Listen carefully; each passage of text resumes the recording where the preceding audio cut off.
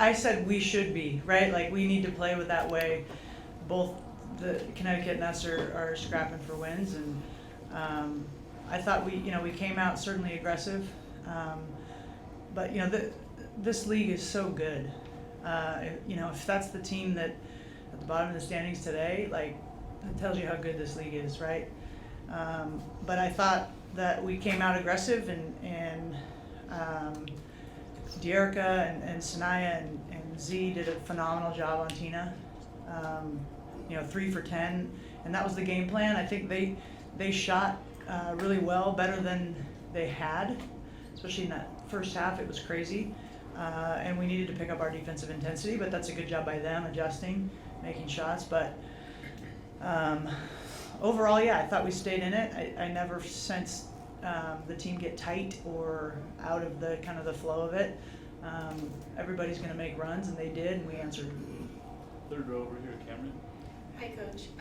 As Ray kind of works her way back into the lineup and the rotation, can you talk a little bit about what you saw from her tonight? She came out really aggressive and did some good things. Yeah, she brings energy, and I mean, in our locker room, she brings energy. You know when she's there, and I think that matters. I think you see that on the floor too. So she's just the Energizer Bunny, and I think Kelsey and I were just talking about it, that Ray puts pressure on the defense, puts pressure on the rim. She's so athletic, and I feel like she's getting into a groove, and I'm figuring out a rotation with having these guys back. She's long and so athletic and so aggressive. I think you're seeing why she's so valuable to us.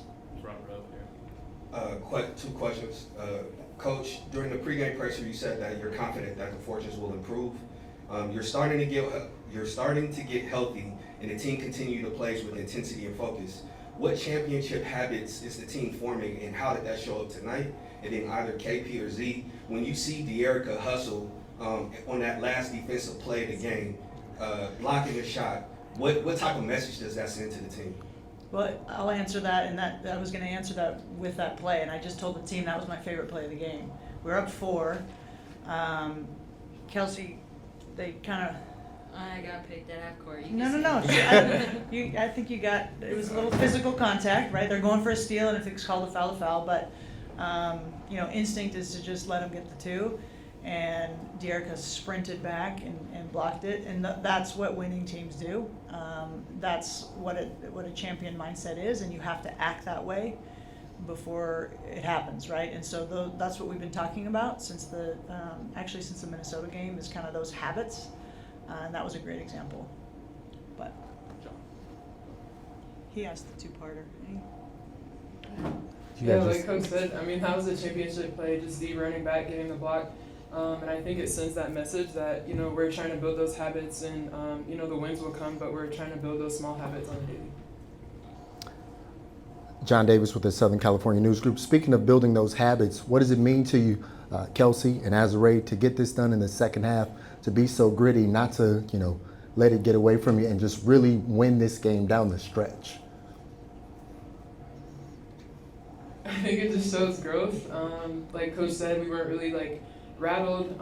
They came back and hit some runs, but we had found a way to answer, and I think it shows maturity and growth. I think throughout the season we've seen that. Sometimes when we get punched by teams, we tend to crumble, but I think today we stuck together, and we came back and got stops, and then came down and put the pressure on them offensively. So I think it just shows maturity and growth for our team. Michael Matthew, LA Sparks. KP, this is for you. It seems like you guys really emphasized player movement, ball movement early in the game and throughout pretty much, and it opened up for you there in the second half because the defense was so much on the move. What were you able to see late for you to turn it on to take this game? Yeah, I was just trying to be patient, pick my spots, and I think we've gotten better at our spacing. I'm someone that thrives in space, and so just trying to be patient early, give it up, and then knowing that throughout the game people are hitting shots, and then the lane starts to open up, and I'm able to make it wiggle. So that was we're just trying to be patient and trust that it's going to come, and then just try to be like an assassin and strike. And I don't think it can be understated. Some of those finishes she had were unbelievable, and her ability to do that. But she works on all that, and her work ethic is unmatched. And it's a luxury as a coach to, when you need a bucket, when you can have someone that can go find it. And it wasn't like Connecticut was surprised that she was trying to score, and even still, she gets those to fall, and we're lucky to have her. Eric Warvar with the LA Times. Coach, a two-part question. First of all, Derica, Rakia, and Azura combined for 57 points. Can you just speak to how they capitalized on their size, strength, and speed tonight? Also, you mentioned before the game Azura being a steady, constant, presence on this team. How important is she in that kind of game? That was so high pressure and kind of wire-to-wire game towards the end. Yeah.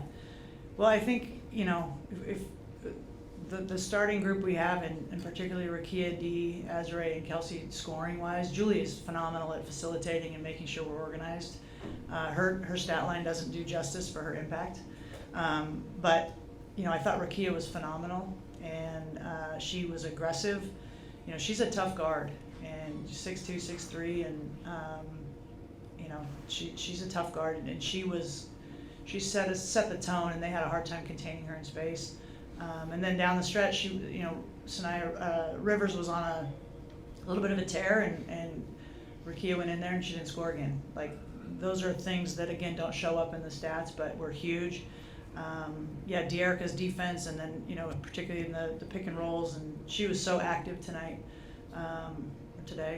And then in answer to Z, I've said it, she doesn't get the respect she deserves on the national scale, and what she's consistently done. I mean, it's not just, she had a great game. She's had a great season. And I was just teasing her. She could have had a 30-piece if she would have knocked in some of those layups. But, we'll take her another double-double from her. 5 for 8 from 3. Just, she's just steady. And our team needs that. All right. Kelsey, Coach talked about, and she also played different rotations today. Can you talk about how you were able to flow offensively today?